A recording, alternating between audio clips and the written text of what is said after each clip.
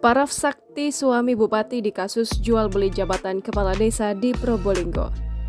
Hasan Aminuddin, suami Bupati Probolinggo, memiliki peran penting dalam kasus dugaan suap jual beli jabatan kepala desa di Probolinggo.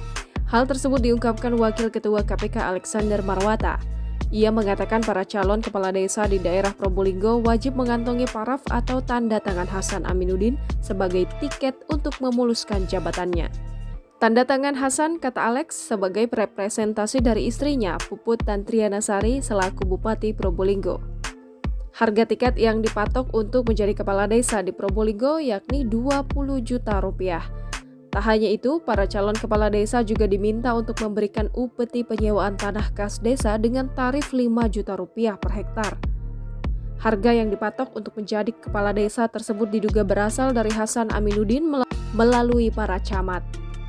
Politikus Nasdem Hasan Aminuddin disebut telah mengantongi uang sebesar 112,5 juta rupiah diduga hasil jual beli jabatan kepala desa di Probolinggo.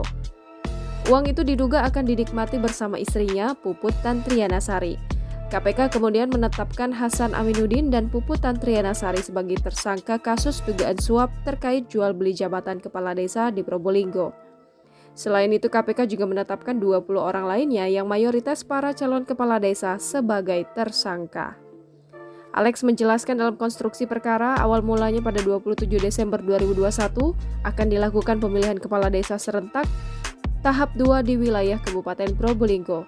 Namun, jadwal pemilihan diundur, sehingga terhitung pada 9 September 2021 terdapat 252 kepala desa dari 24 kecamatan di Kabupaten Probolinggo yang selesai menjabat.